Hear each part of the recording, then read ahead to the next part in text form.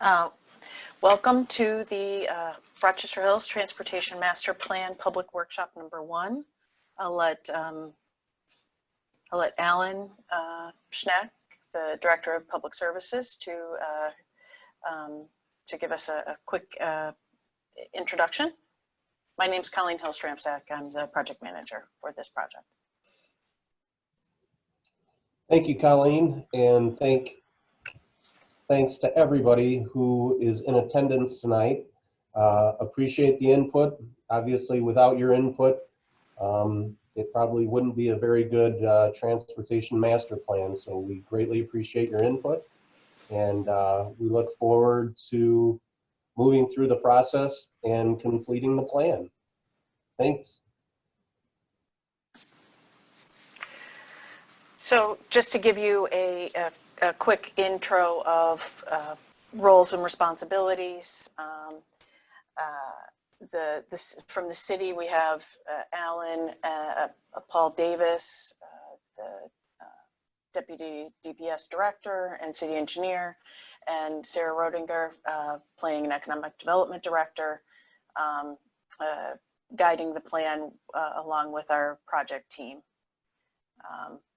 As I introduce myself, I'm Colleen Hill-Stramsack. I'm the project manager.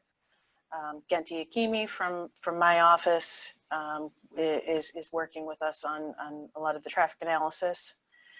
Brad Strader at MKSK is working with us as a principal in charge from MKSK, but a planner as well as Anne-Marie Kirby is going to be our host for tonight.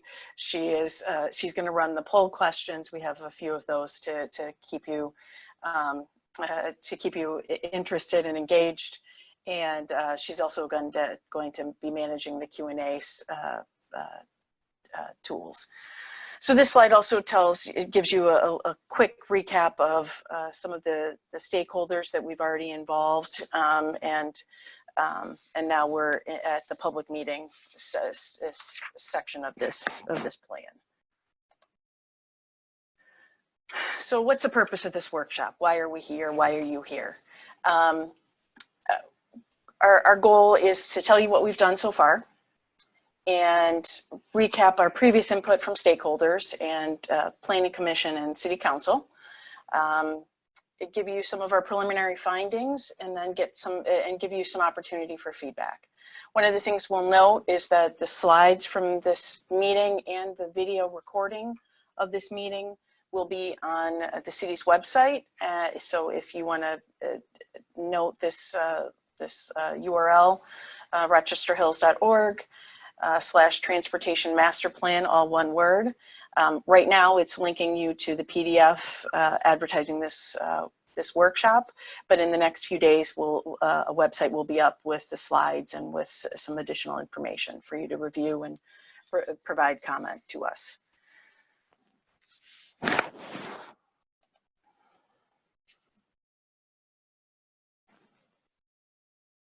Okay, so what you're seeing at the bottom of your screen, I just wanted to go through this. I mentioned at the beginning that I would. What you'll see at the bottom of your screen is two buttons: the question and answer button that's highlighted here, and if you have a question, please put that in the question and answer button field. If you have just a comment that you want to make on certain things, please use the chat feature. Anne-Marie will be monitoring both, but it'll just make it easier when we get to the discussion section at the end to monitor the questions versus the comments. So here's where we are in the process. We started the process in October of 2019. We collected all of our data. We went through we got through most of the analysis. And then we hit COVID and we had a 3.5-month break. And now we're back with our public engagement and our plan setting up our plans recommendations. So the key thing on this slide is that we're at the first public workshop. There will be another public workshop January 7th. And then we'll be presenting the final plan to the Joint Planning Commission meeting that's generally held in late January, early February. So what is a transportation master plan, and what are we going to be focusing on? In a transportation master plan is setting up guidelines and setting up the framework for what the city is going to prioritize to spend money on over the next 5 to 10 years. So there are previous master plan efforts. One was 1989, one in 1998, and then again in 2008. Those were actually called transportation thoroughfare plans. But so what is this plan going to focus on? Safety. What kind of capacity improvements? What kind of, can we add a lane here or there to make that fit within the right of way to make congestion less? And then what other things do we need to focus on from emerging technologies? And we're going to talk a little bit about some of those in this presentation. So, and the plan itself will address, you know, where improvements can be made, what can we do with access management, street road design, and that type of thing. So this map is just to give you an idea of where the major roads are, and then whose jurisdiction they are. So the key takeaway from this slide is that MDOT controls the freeway, M59, Auburn west of Rochester, and then Rochester Road. All the yellow lines are county roads, and the green lines are city. So your key road corridors for the city are Hamlin, John R., Old Perch, and then Auburn east of Rochester. So what did we look at? We looked at traffic volumes. We looked at a lot of different data to determine what was actually happening on the roadways. So you'll see that, you know, your highest traffic volumes are on Rochester and Walton. So these are some of the things that go into the decisions as we get further into the plan, and you'll see later on we've used a lot of this existing data in our analysis that we've done so far. We also compiled a list of projects that have been completed or are planned since the last master plan. So the last thoroughfare plan was in 2008. So we looked at how much the city has, how many projects the city has undertaken, and what's planned, what's already in the plan for the capital improvement plan, or federally funded. So you'll see the green lines are projects that have been funded or that have been completed or are in process. DeQuinter is under construction right now. And what you need to understand is from the scope of this, the city spent over $400 million on road projects. There's been over $400 million in construction costs on these roadways, and there's at least 50 million planned already in the books, ready to go. So that's it. This just gives you a general scope of all the projects that the city's done. The city has worked with the county and with many other stakeholders to get projects completed. So this is just, there's a lot of great things going on, and we just want to build on that with this plan. And I'll hand this off to Anne-Marie so she can summarize our public engagement so far. Thanks, Colleen. So we structured our engagement efforts so that we have a broad reach across the city to inform and engage our stakeholders. We had initial engagement with agencies and stakeholders last winter, and the agency group is made up of adjacent jurisdictions like Rochester, Shelby Township, and Troy, Road Commission, MDOT, SEMCOG. We were able to dive into existing conditions with them, and then also discuss upcoming and anticipated road projects and then identify areas in the city that should be addressed through improvements. And then we met with stakeholders. We've met with them twice so far, in January and then most recently in early October. This group is made up of some of the same members from the agency group. And then we also have planning commission members, city council members, and city committee members and OPC on that stakeholder group. And the purpose of this group is to really help guide the planning process and then identify opportunities for projects and improvements.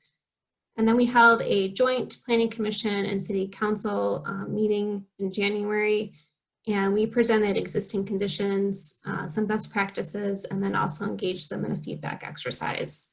And then lastly, we put together an online public survey and mapping activity.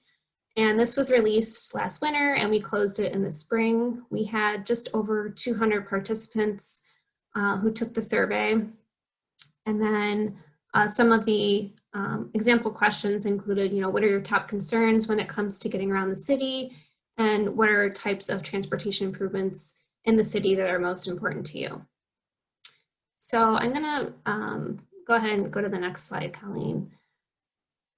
We want to ask you your first polling question and get an idea of whether or not you participated in the online survey or used the mapping tool to identify your transportation priorities in Rochester Hills. So go ahead and just vote, and then I'll share the results when we have everybody in.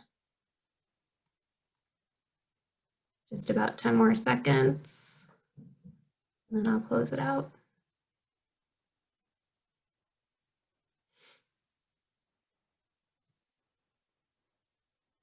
All right, so that's almost everybody, so I'm gonna end that.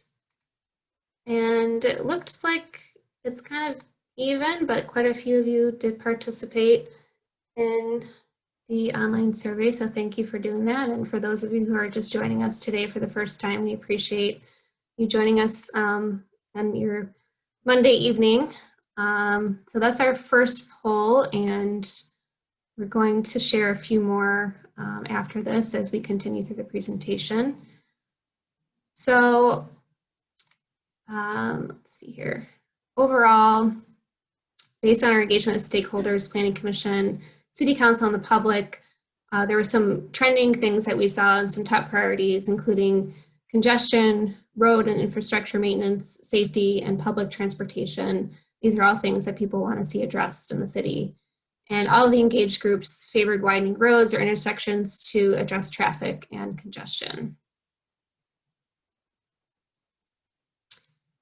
And this is a map that shows the priority locations that 2 or more groups that I just talked about identified that should be addressed. So there are 4 different categories.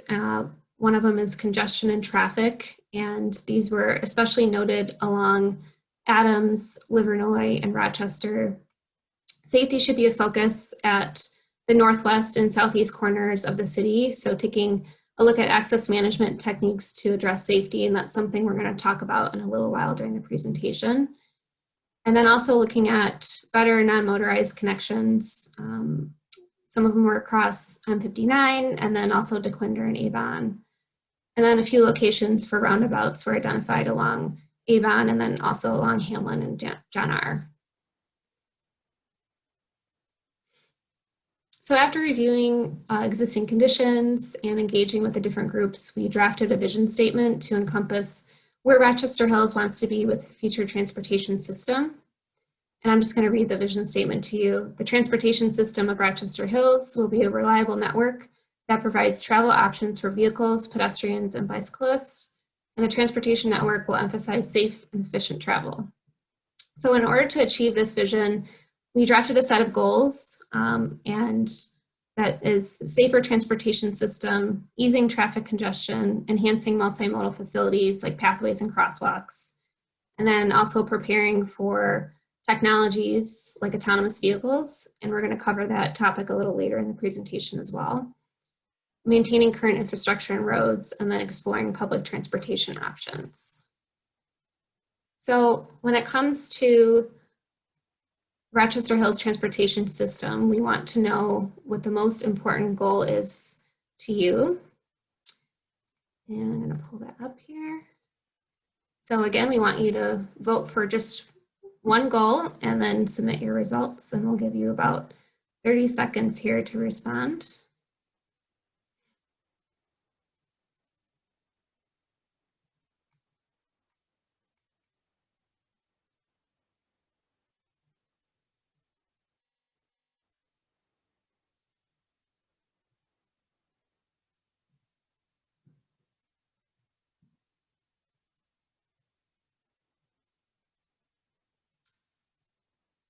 All right, just a few more seconds, and I'm going to end the polling. So it looks like easing traffic congestion, which is no surprise because that has been a top concern across the board with all of our groups, and closely followed by enhancing multimodal facilities, and then also it looks like exploring public transportation options.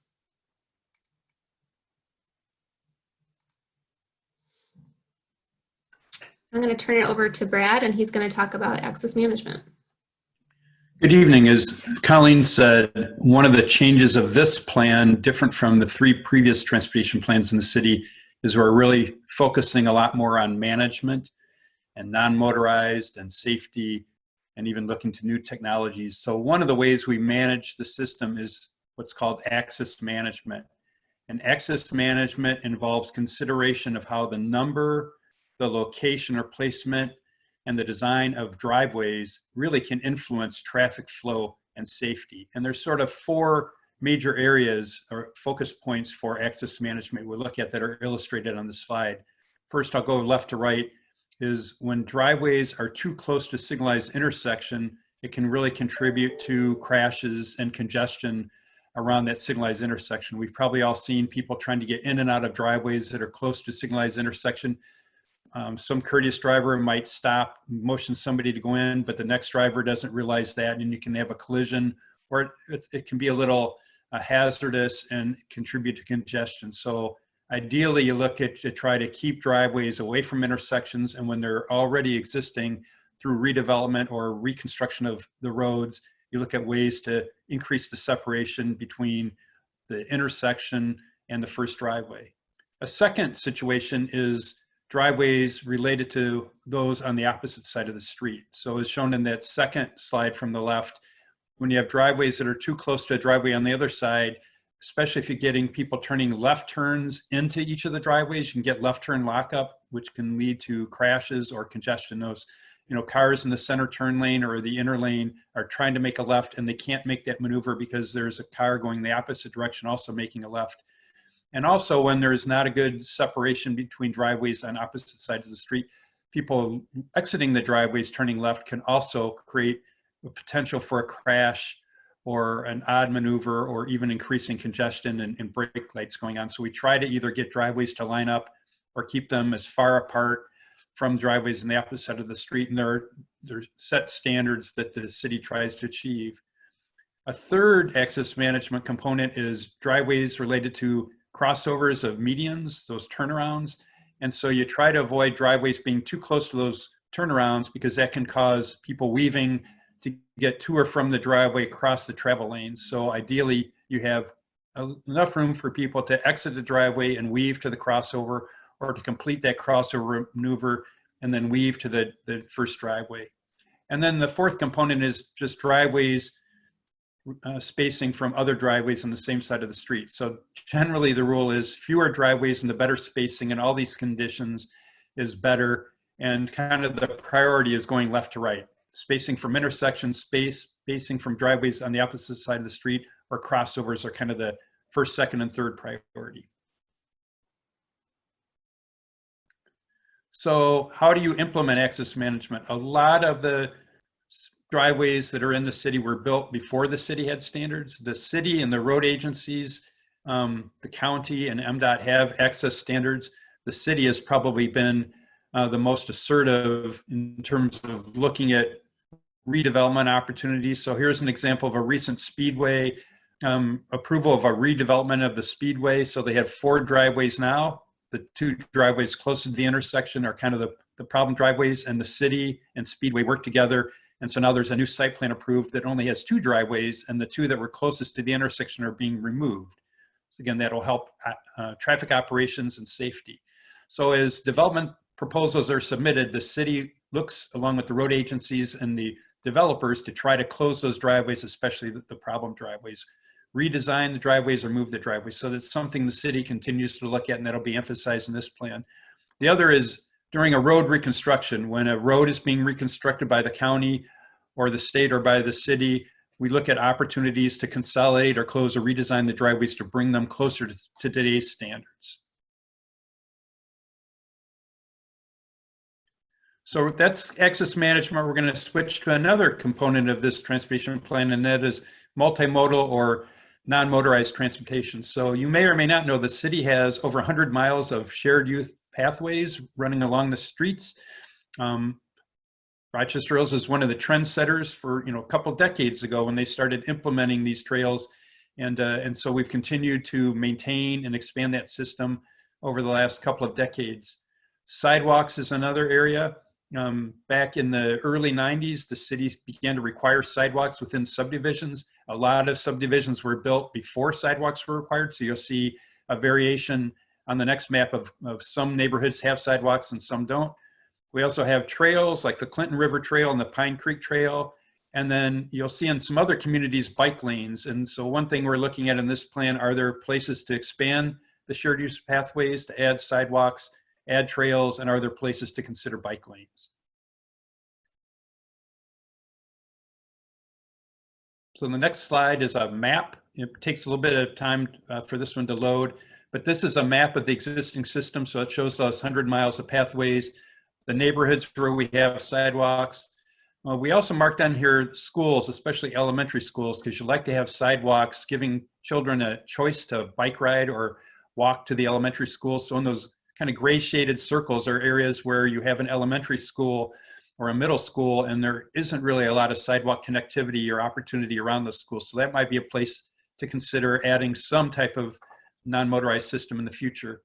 This map also shows those trails and other things. So as we get to the end of the presentation, we're going to be asking you for your priorities on improvements, including non-motorized. So Anne Marie mentioned we heard a lot about crossing M59 for non-motorized, so that could be a priority, but we'll be looking for your input on which roadways and priorities would you like us to look at for non-motorized.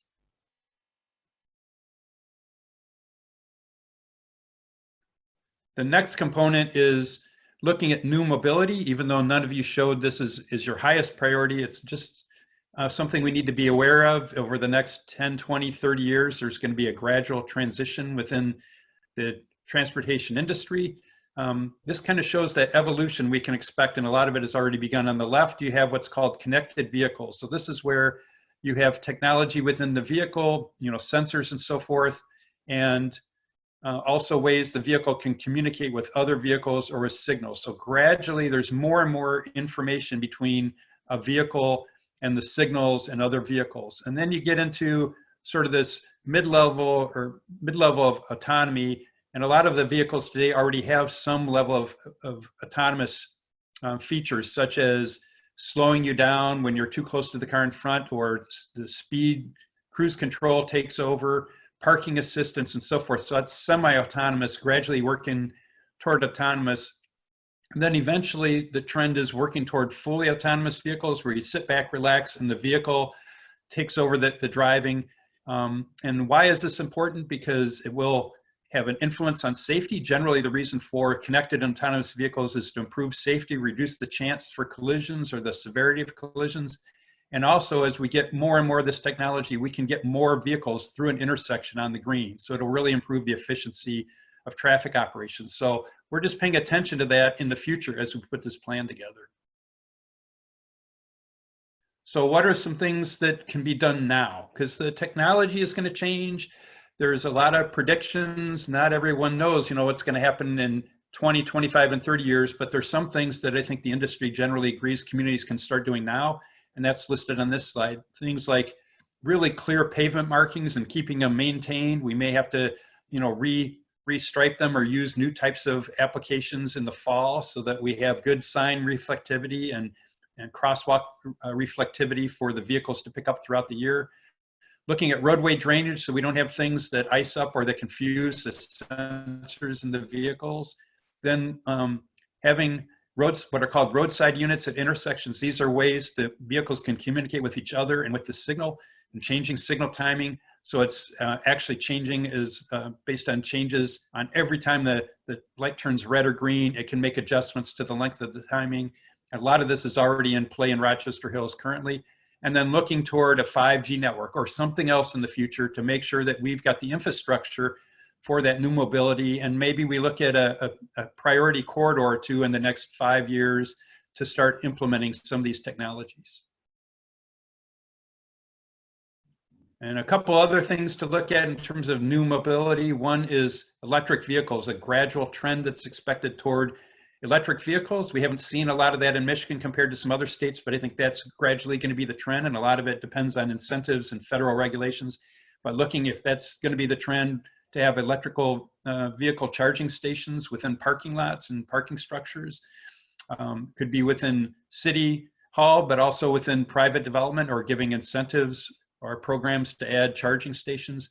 And then non-motorized, a real change is looking at e-bikes. And so there's different types of e-bikes out there. And we're seeing more and more a trend of people using e-bikes because it lets them bicycle for a longer distance than a typical pedal cycle.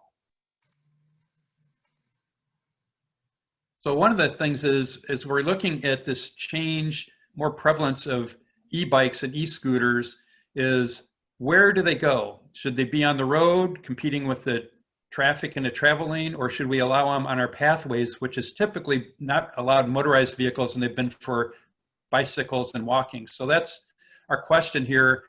In your opinion, when it comes to e-bikes and scooters related to the pathways in Rochester Hills, do you think that we should allow all types of e-bikes and scooters to be on the pathways or only some of them? So as Anne-Marie said, we'll take a moment or so to let you fill out this survey. We're just interested in your thoughts because this is one of the policies the city is wrestling with right now.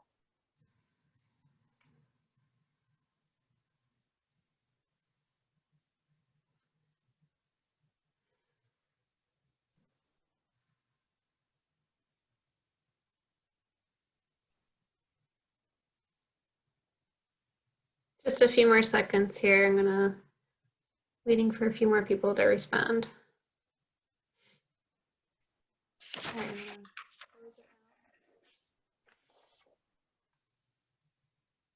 And it looks like just over 50% indicated they want to allow slower speed e-bikes and scooters on the pathways. But also notable, there's some people who still feel that you shouldn't allow any at all. All right. Great. Well, thanks for that. That'll be good input as we start working on alternatives for the plan.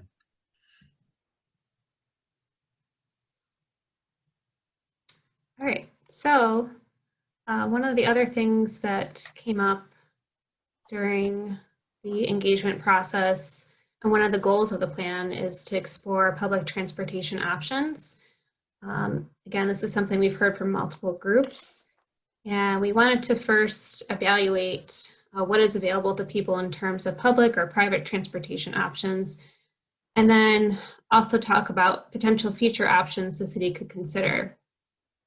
So the Older Persons Commission, or OPC, provides door-to-door transportation for people 60 years old and up, as well as for disabled persons.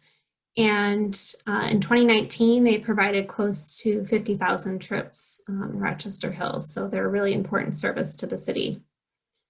And rideshare, like Uber or Lyft, are private transportation services. These also provide door-to-door transportation, but sometimes at higher cost depending on the availability of drivers in the area.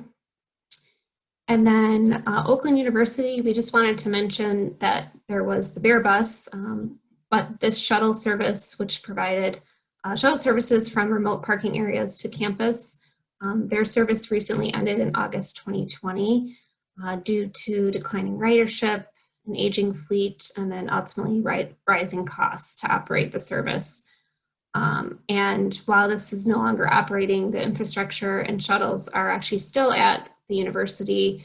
And one of the stops is now being used for Smart Regional Transit Bus.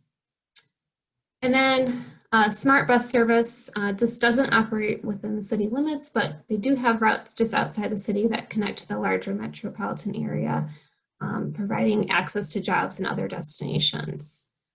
So go ahead and go to the map, Colleen. And here you can see the existing options that are available, the Smart Bus routes in Auburn Hills and Troy. And then we also mapped out the OPC destinations. These are frequent destinations for jobs and employment training.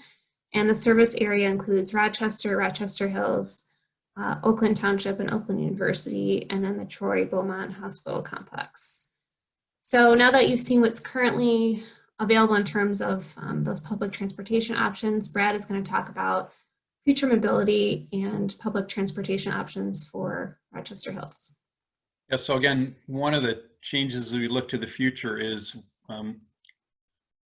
transit is potentially going to change. So they sometimes call them mobility hubs, but there are going to be a lot of other ways people get around. Some are the ways people do now with Uber and Lyft, but some of the things that may happen in the future are micro transit, they call it. Like in the upper right is a little photo of these kind of mini buses that could have a driver, but could be autonomous or semi-autonomous, but sort of a shuttle system. And because it'll be really going to where the need is instead of being a fixed route, it could be very responsive and more cost efficient. We already talked about e-bikes and different types of e-bikes, and I've been looking at the chat, so you're giving us a lot of good input on priorities for pathways and thoughts about e-bikes on pathways and so forth. We're getting more and more in terms of apps for mobility on demand, where you just say where you want to go and you'll be given on back through the app options of how to travel. And then we talked about e-scooters and EV charging. There could be park and rides using these shuttles or connections to the smart fixed route transit that is outside, or even new ways that the Older Persons Commission can better meet the needs. Instead of a 3-way wait period, it might be, as technology improves, a shorter time frame to request your transportation and get transportation delivered to you. So all these changes in transportation and mobility will be building into the plan based on what we know today and having flexibility to adjust as technologies change in the future. So one of the questions we have here, and a couple of you have commented in the chat box about smart or having options to get around. If you were looking for an alternative to driving, which of these would appeal to you? Would you use the Older Persons Commission shuttle, rideshare with Uber or Lyft or something like that? Would you use a smart bus if it was available within the city? Or would you walk or bike? Or would you really say none of those appeal to me?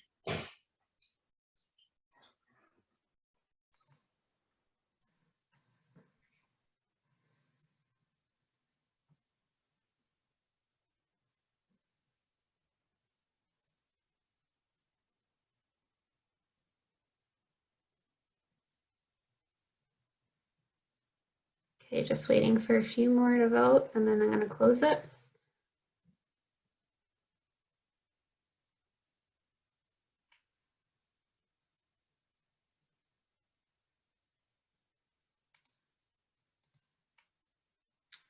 Okay, so it looks like it's between smart bus, walking or biking, and then also ride share. So again, thank you for your input. Stop sharing.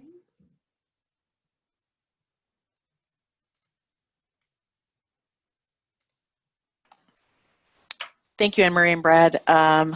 So I want to give you just a quick background on some of the things that we've looked at and incorporated into the plan, and we'll walk you through the process, and then we'll show you our recommendations or our candidate intersections and segments to give you to get your feedback on. So this map that you're seeing on the screen shows red, yellow, green. And in general, it's showing you good, fair, poor. So, you know, what you'd expect. The red roads are in poor condition. And in general, the city spends a lot of money on roads and maintenance. And this is, you know, the city roads are in good shape and or in fair shape. But so this was one of the things that we looked at when we were trying to determine our candidate intersections and candidate segments. One of the major things that we looked at is safety, and you'll see several slides on safety.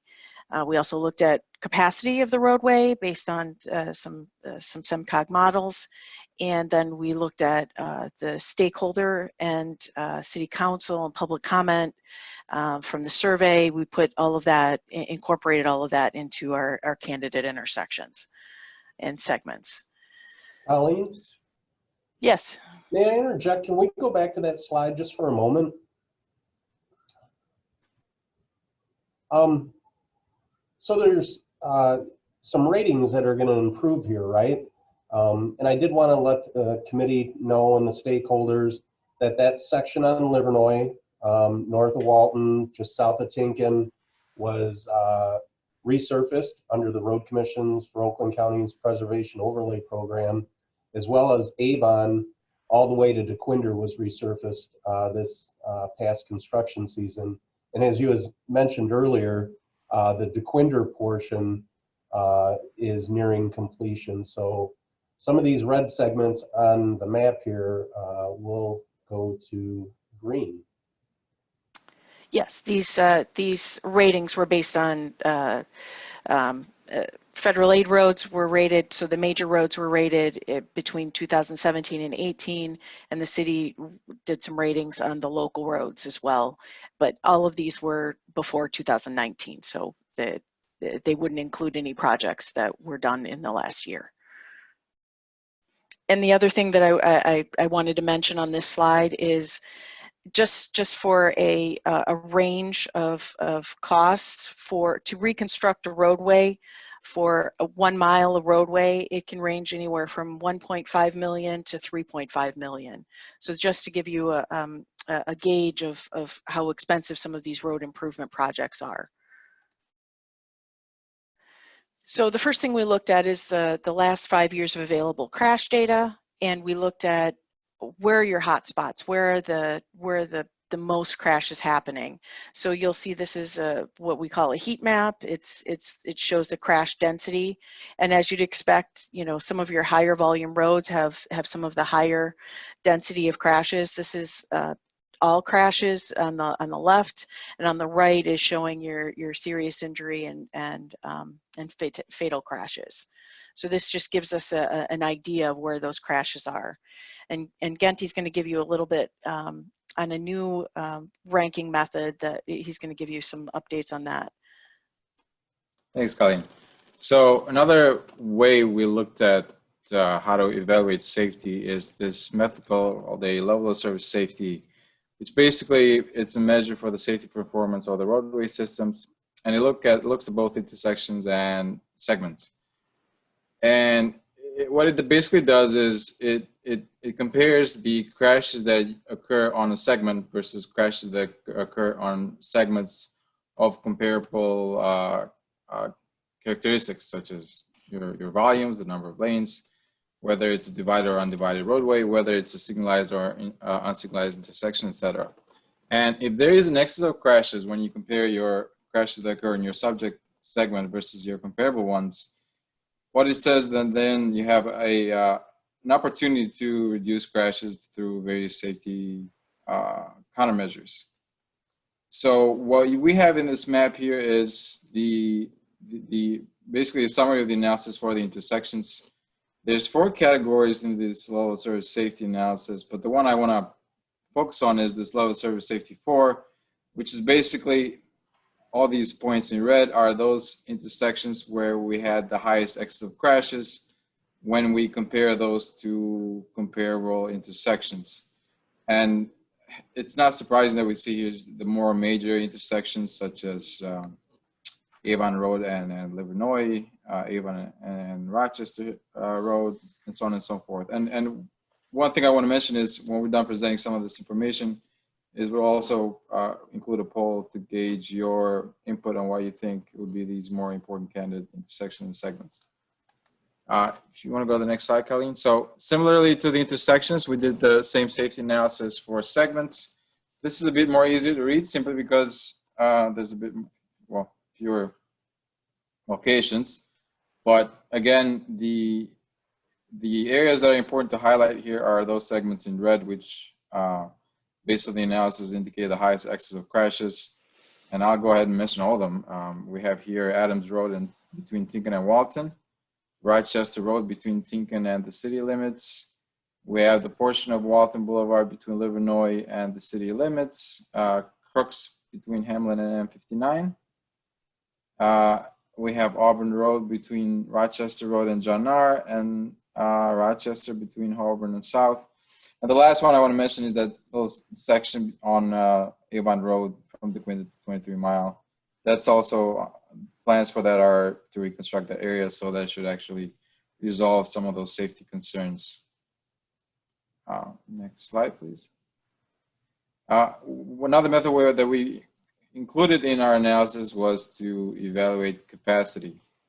Basically, we looked at where the congestion areas are. We did this through what's called the volume to capacity ratio, which basically on one end you have volumes that looks at your volume in your peak hour, highest peak hour, and then on the other hand you have capacity, which is a factor of your typically your number of lanes, your speeds, and your segments, whether it's a divided or undivided road.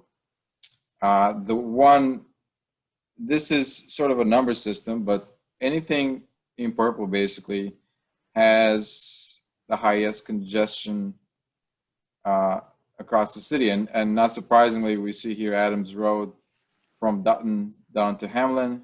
There's a portion of Livernois between Avon to Hamlin Road, and Rochester Road between Meade and Tinkan. Some of these are more easy to explain. For example, Rochester Road becomes a 2-lane road towards Meade. So you have that little pinch point, which might explain some of these congestion areas. So all of these analysis that we're presenting here were used as information to identify these candidates for potential future improvements. And I guess with that, I'll leave it up to Brad. You want to take over?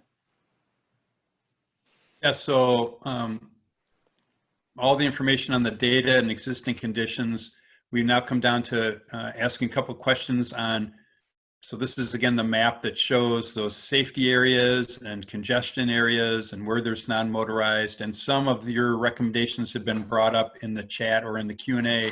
But the first question here is, looking at the map and hearing the data, what intersections do you think should be the highest priority to redesign? So Anne Marie will pull up a poll here, and if your candidate intersection is not listed in the poll, then put into the chat what your recommendation for the top priority intersection would be in terms of an improvement.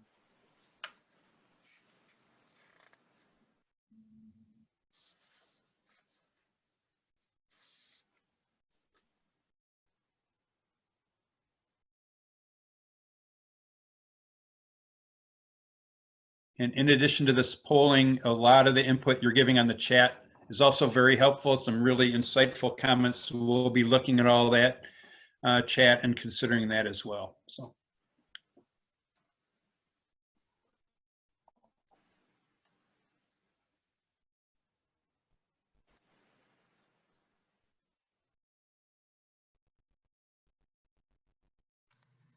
Just waiting for a few more. Okay, Avon DeQuinder, I see. Auburn at Rochester Road. All right, I'm going to go ahead and close it.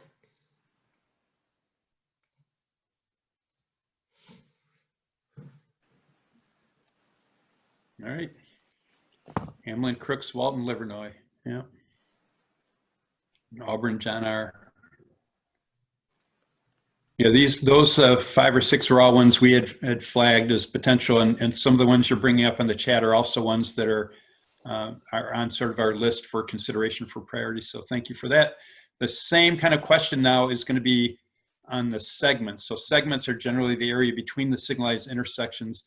Which road segment do you believe should be the highest priority for redesign? So we have 5 options here listed on the poll, but you can also put your priority or priorities into the chat, please.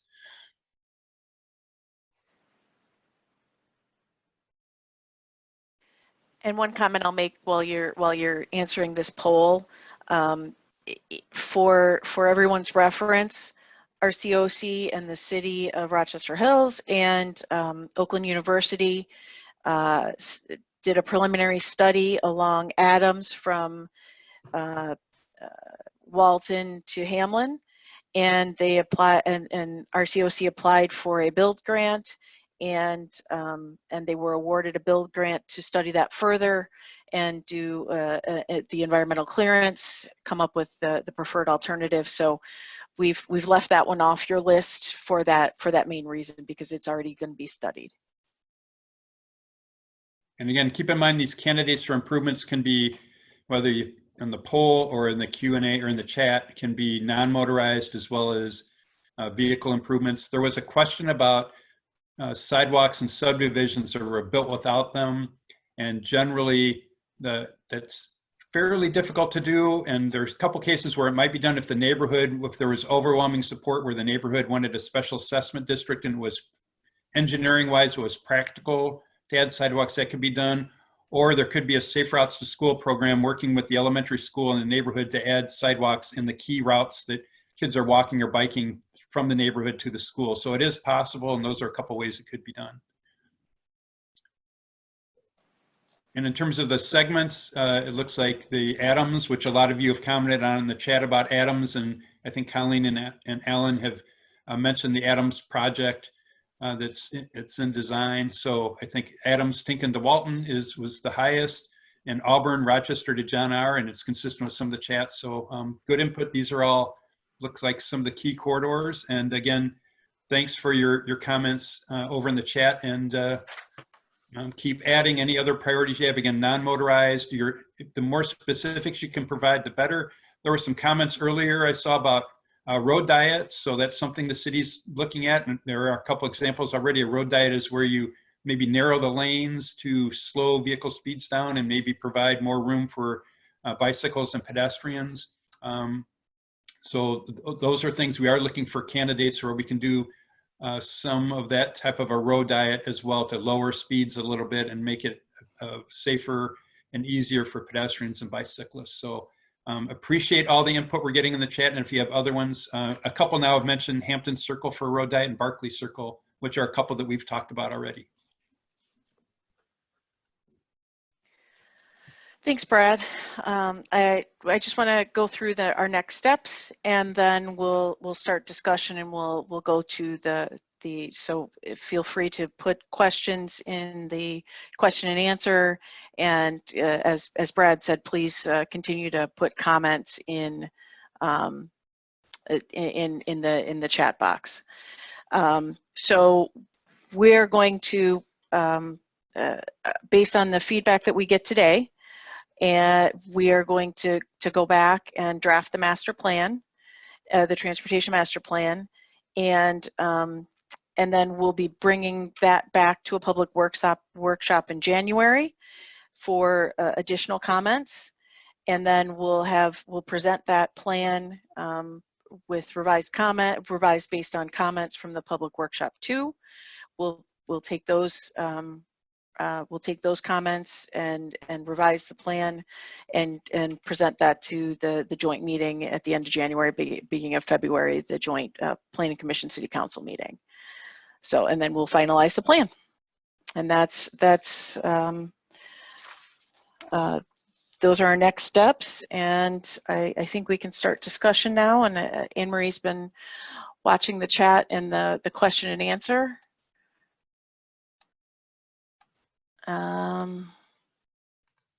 Myself. So it looks like Brad, I think, addressed the sidewalk question, correct, Brad? Yep, and another question was historic features considered. So this is a plan, and historic features and natural features are considered, especially if you're looking at a widening, like to add a lane or add a median. Typically that's looked at if there's a need for additional right-of-way. So most of the idea of this plan is to try to make improvements primarily within the existing right-of-way. So those would not directly impact historic features, but historic features are looked at as part of getting the state and federal funding. You have to consider the impact on historic features. So yes, it will be considered but it'll really be more considered when the actual projects are being designed, not so much on this overall citywide plan.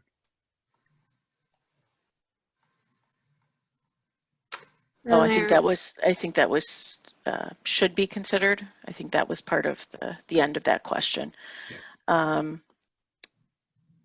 What is the disposition of Adam roads? I read there's a grant to study, and I think I answered that. That was, so there is a build grant to study Adams from Walton to Hamlin, and determine what the best alternative is for safety and for and that build grant will also cover most of design as well. So once it's determined, then we'll be able to work through design with that as well. So Colleen, just a little color for that Adams Road. And you're correct. We partnered with the Road Commission for Oakland County and OU on a preliminary study, and that positioned us to apply for that build grant from the Federal Highway Administration. Participated in a meeting with the Road Commission for Oakland County as well as representatives from OU about a week and a half ago. And memorandum of understanding or cost participation agreements are going to be worked on.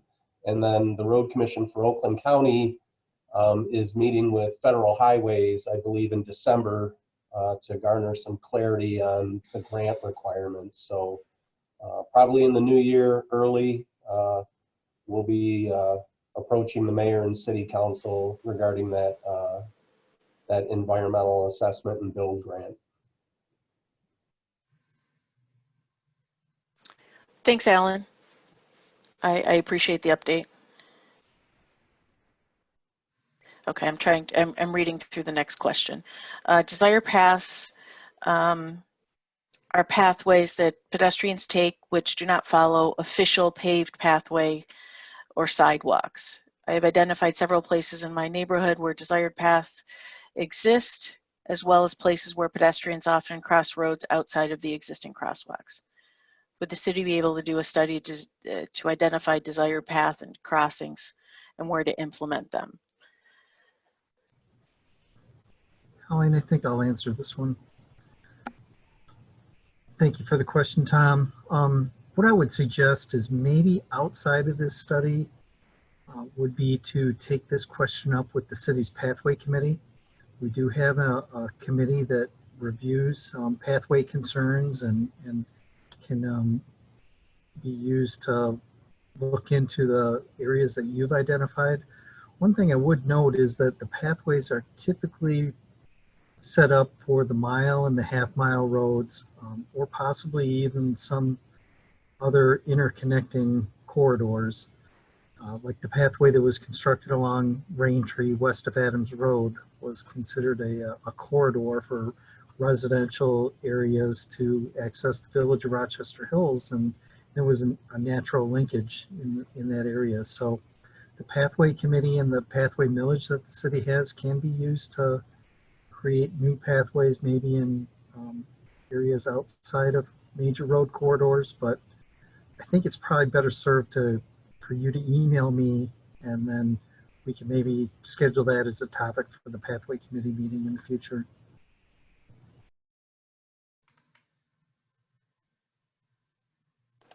Thanks, Paul.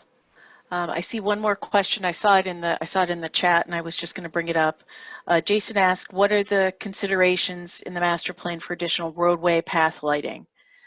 Path lighting probably won't be directly addressed in the plan, but it will definitely be addressed during the design of any future projects, unless Paul or Alan has anything additional. Typically, any roundabouts will automatically get lighting, just to make them visible at night. And there was some other comments about lighting. Again, this is Brad Strader, sorry. But I think in terms of street lighting or overhead lighting along the street, it can be a safety benefit. It's also kind of an expense, and it really needs to consider sort of the characteristic of the area. So lighting on the commercial Rochester Road, where there's a lot of activity late into the evening, is something to look at. But if you're in a more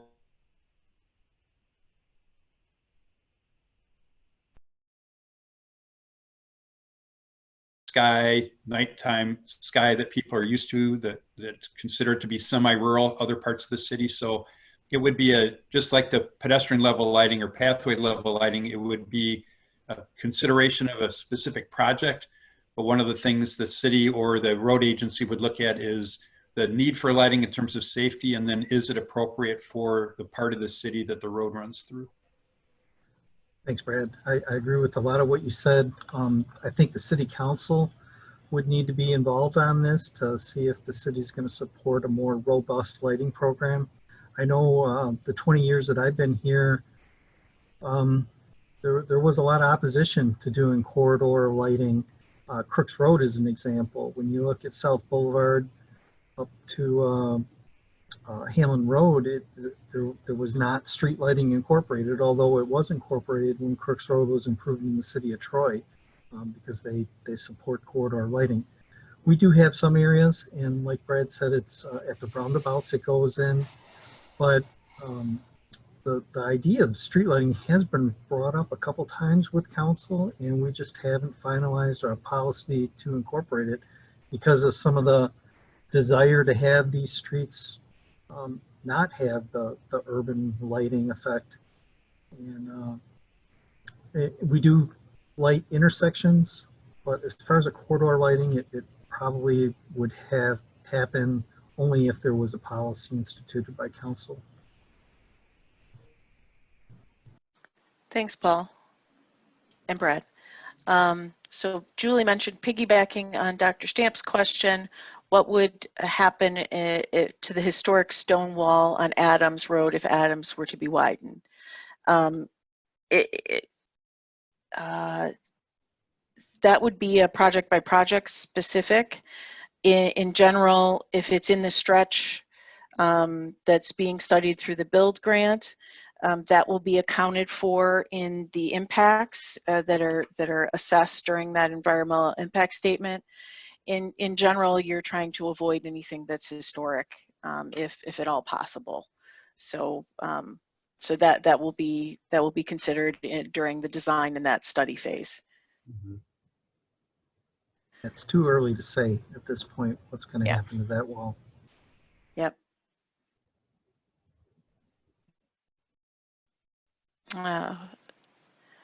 Dennis mentioned in regards to construction projects, I would like to see performance bonds required for any company that performs construction improvement work. Hamlin Road has been rebuilt more times than I can count.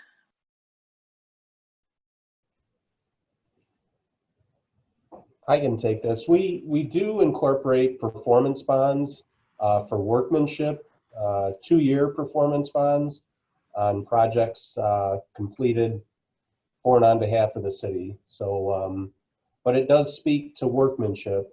Oftentimes, what gets a little challenging is the concept of warranties has been out there. But the contractors say, hey, we're only designing what we bid on. There are a couple items that we don't control, is we don't control the weather, we don't control the preventative maintenance, and we don't control traffic volumes or the enforcement of weight restrictions. So it is a challenging topic, but we do retain performance bonds for 2 years on locally constructed road projects. Kind of the next question was about tunnels, or basically making it easier for pedestrians to get across the street. Could be below the street or above the street. We've had comments at earlier meetings about sort of the overhead bridges for pedestrians, and a couple reasons or things to think about. Whether you go under or over the road, it's very expensive. So I've worked in other cities and we've talked about this option. In fact, in several cities like Lansing, where they used to have the overhead bridges and some underground connections, they're very expensive to build and maintain, and people didn't use them. They still would run across the street, and so they basically removed them. The underground tunnels are really expensive. You have a lot of drainage problems. They tend not to be used, and there's also concerns often about security. So if you have very high pedestrian volumes, it can, in some cases, make sense. Same with the overhead. The tendency now is to, instead of going under or over, to really make very pronounced visible pedestrian crossings. So there's talked a little bit about new technology. There's many new types of signals and crossings, like flashing beacons and overhead signs, and even signals that just come on when there's a pedestrian that wants to cross. So nationally, the trend for safety and use has been to really have better designed and very apparent pedestrian crossings at grade rather than going under or below. I don't know if Colleen or Paul want to add to that. So. Yeah, I do want to add to that because I want to let the attendees know that we did have a project where we looked at this along with the Road Commission and looked at it quite seriously by Yates Cider Mill on Avon Road between the two DeQuinder intersections. And there's a lot of traffic there at certain times of the year. It's not a real safe area to get through currently. And we thought maybe a tunnel that would allow users on the north side by Yates parking lot to travel underneath Avon Road to get to the cider mill and not have to deal with that at grade crossing. But it just, with the vertical clearance requirements needed to have a tunnel plus what the road would need to be raised in order to make it work, and the side slope runoffs, it just didn't make sense, and the Road Commission ultimately did not want to pursue a tunnel option further. But what will happen is exactly what Brad said. We're going to be making a number of pedestrian improvements with pathway extensions and probably a more visible mid-block crossing there. With the roundabouts, they're going to incorporate hawk signals to hopefully in the next 5 years or so, when all these several projects get constructed that are planned in that area, will make it much better for pedestrians. Thanks, Paul and Brad. And the last question in the Q&A right now is, Dennis asked, could you not incorporate engineer motion detection technology into road lights? I'm guessing signals that such that lights would come on 300 and turn off. Oh no, you're actually roadway lighting, such that lights would come on 300 feet ahead of the vehicle and then turn off so many seconds when there's no traffic. I don't know that I'm sure that type of technology is in the works, but I'm not sure what type of technology that is that would be available right now. It might be something to watch in the future, but that one's interesting, because typically you'll put a roadway light, and you'll see a lot of DTE roadway lights that they'll put them at a major intersection that doesn't have a signal or what have you, so that you can see that there's an intersection there. And if it only turns on 300 feet ahead, I'm not sure if that's providing the safety and the security that they're looking for. So it's something that we can look at and keep on the radar for the plan. Alan, did you have something? Yeah, Colleen, complimenting your comments, is we typically see that like in parking structures. When there is no motion, the lights tend to dim, and as people start moving about, the lights go back to 100% illumination. But putting lights that dim and then come back on close to the intersection really isn't a good idea. As you approach the intersection, you know, the optics of your eyes, I mean, turning lights on and trying to get antiquated to, okay, now there's different illumination there and my eyes have to adjust. You probably want to keep lighting consistent within 300 to 500 feet of an intersection. You don't want lights dimming on and off. So while the technology is there, probably not an appropriate installation. There's a couple more items in the chat box, Colleen, I wanted to hit on, and maybe you can help answer. One was talking about mid-block or additional pedestrian crossings like at the trail. And so there are new ways in terms of design and signalization to have a crossing that's not at a regular traffic signalized intersection. So that would be one. And the other question was, are there ways to have activated pedestrian lights to ease crossings at roundabouts?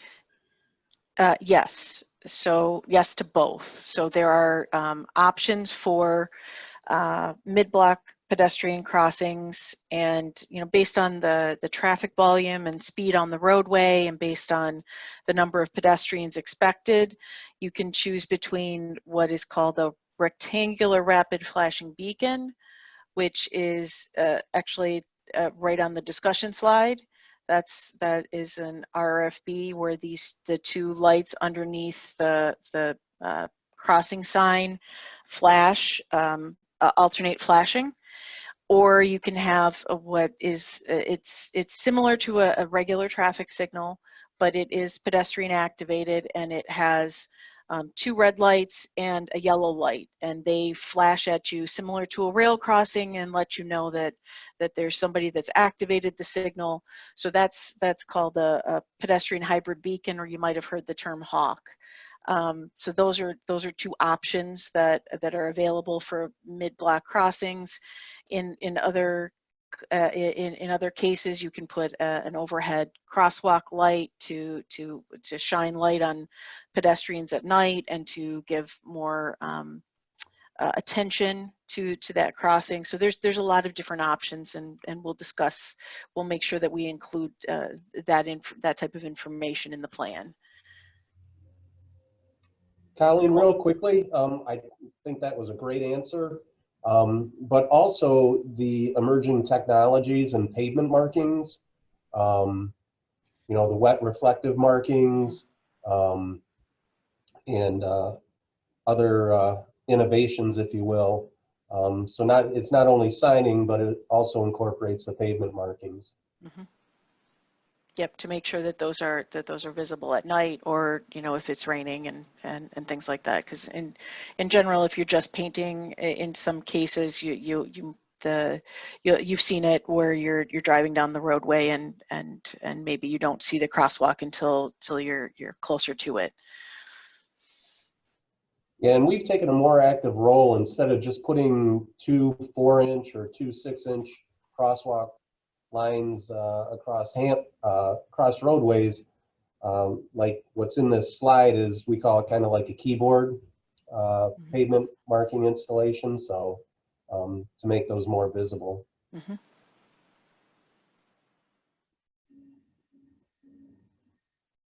And at roundabouts, yes, there's still litigation to work out, but every roundabout we look at to determine what's the most effective and safest way to get pedestrians across. And and you can use things like this rapid flashing beacon that's on the slide, or you can use the hawk signal, the pedestrian hybrid beacon. You can use either of those technologies to stop traffic, to get people across roundabouts as well. So those work for mid-block or at roundabout crossings.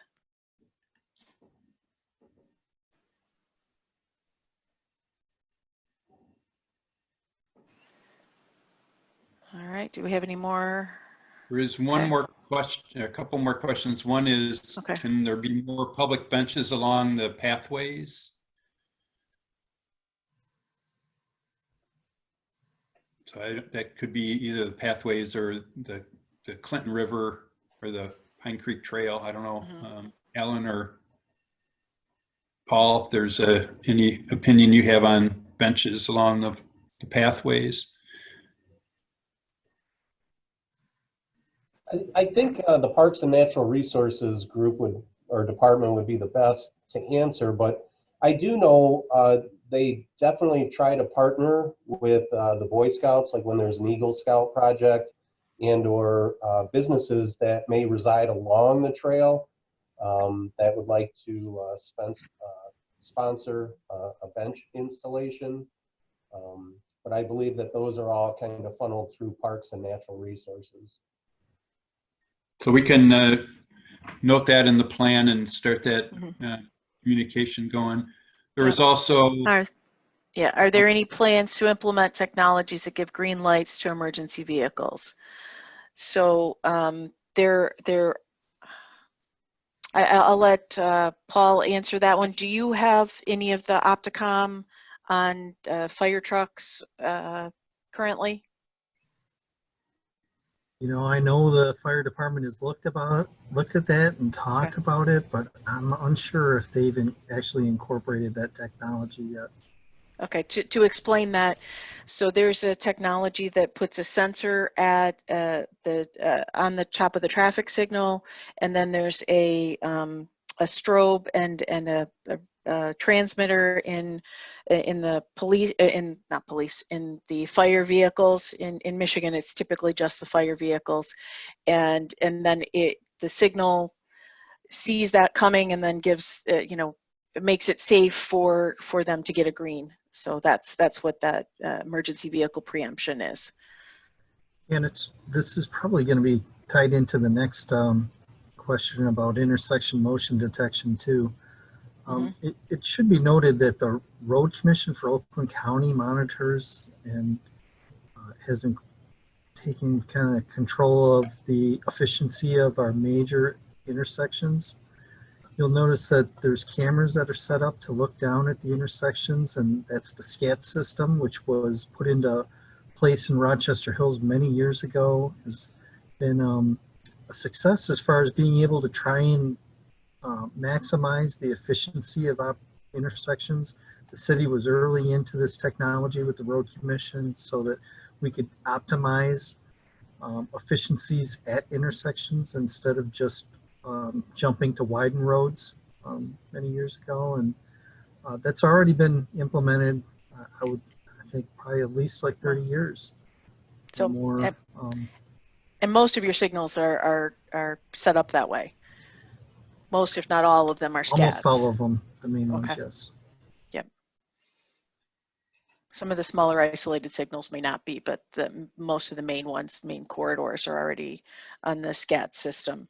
And the SCAT system takes the detection at the intersection and optimizes how much green time you get versus, for one direction versus another, to determine how much to maximize traffic flow, as Paul already mentioned. It's a smarter way than just having a pre-timed signal that has a set timing all hours of the day.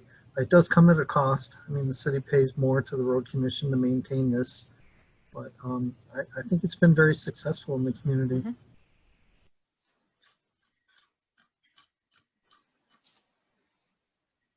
Okay, well, do we see anything else in the chat that we wanted to cover? Or did we cover everything? I think we've, and just to reiterate, we will take all of the comments and all of the questions, and we will be tracking those in the plan so that you can see that your question has been answered.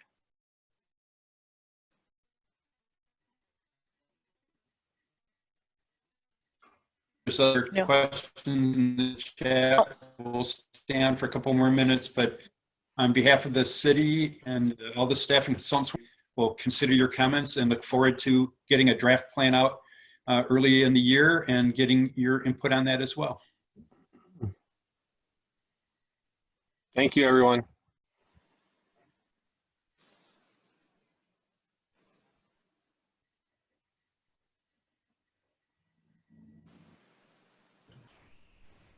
Colleen, did we answer the very last question that came in? I don't think so. It says, is the transportation plan integrated in any way with the long-term strategic plan for the city overall? So looking down the road 20 to 30 years, what more development is possible or coming? So we're working, so Sarah's keeping us in line to make sure that we're incorporating what's in the city's master plan, as well as we're looking at things in the capital improvement plan, and then this plan will then help further capital improvement plans be developed as you get past the city's plan. Current capital improvement plan goes to 2025, and beyond that they'll be using some of the recommendations in this plan to aid with that development. Yeah, we have a lot of data and maps, and we didn't show them all this evening, but we do have one where we took the city's master plan for future land use and overlaid all the roads onto that and looked at areas that are expected to redevelop based on the city's master plan. And that future traffic was considered as we're looking at these future capacities. And then the question about the traffic growth, both organic within the city and through traffic, maybe from Oakland Township or elsewhere, or Troy going through the city. So that traffic that goes through Rochester Hills that's related to Auburn Hills or the surrounding communities is all looked at. The Southeast Michigan Council of Governments, or SMCOG, has a big traffic model for the whole county and the whole region, and it projects traffic for 30 years in the future in increments based on that traffic that begins or ends in Rochester Hills, but also the traffic that goes through Rochester Hills. So those numbers are all being considered as part of the looking at the future need. If I can also just add, hello everyone, Sarah Roediger, the planning director.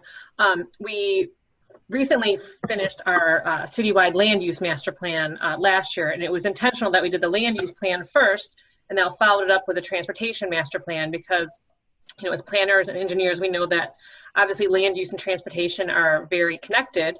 And so we wanted to see where, development would be focused in the future. And we do have a couple of key areas that we looked at for redevelopment. And so the team here, as part of the transportation master plan, is made up of both planners and engineers to make sure we look at kind of the link between land use and density and transportation needs. And while I'm talking, I also just want to make a quick comment. I know there were some questions, quite a few comments and questions about the Adams Road project and its relationship to the historic district. And it's been mentioned, it's still very early in the study. We just were awarded the build grant, as Mr. Schneck indicated. So that's something that will be going to the Historic District Commission, has not gone yet, but there will be obviously any types of discussions that look at any type of impacts to whether it be the wall or other facilities at OU. That's part of the upcoming study. So that is forthcoming in the next year or so. So just want to add that while I had the mic. So thanks everyone. Thanks again for coming. One comment I'd like to add before I'll take the mic right now, before we get off Dennis's question, is that, the city will probably have another couple transportation plan updates in the next 20 to 30 years. And I think it's going to be very exciting how the next ones go, because what we've seen is some of the old shopping centers get redeveloped just since I've been here the last 20 years. And I think we'll probably continue to see some of that. But the thing I'm really excited about is maybe the incorporation of the 5G network and how that might work for autonomous vehicles, and whether this city has things like parking lots in the future, or how the road network might need to adapt to people ordering vehicles, maybe more so than owning vehicles. So there's a lot of things that can change. And I think that for us to project too far out with this plan on how things might look in the roadway network 20 or 30 years, or how the demand is going to be for people using their vehicles in the future, it's probably going to be better suited to the next couple of future plans. And just real quickly, to complement the other comments, we also meet with the Road Commission for Oakland County every other year on a strategic plan. We try to inform them of what's going on in the city, how the city's evolving, growing, changing. And we also talk quite a bit with the Michigan Department of Transportation on potential projects in the city. So this effort isn't just a siloed effort. We do talk and work with the other agencies that have jurisdictions of roadways within Rochester Hills. as well as those agencies are on our stakeholder committee. So they're involved in the development of the plan. So I want to thank everyone. If there's no further questions, I want to thank everyone for your participation, and we would really appreciate your comments. Anne Marie posted the link to the page where the slides will be and where the recording of this session will be in the chat. So bookmark that, and in a few days you'll see that see that page updated to include those things, as well as contact info for comments. So if there's nothing else, thank you so much. Thank you to all the team and staff and everyone that's made this possible. Yes, thank you, everyone. Thank you. Good night. Thank you. Thank you.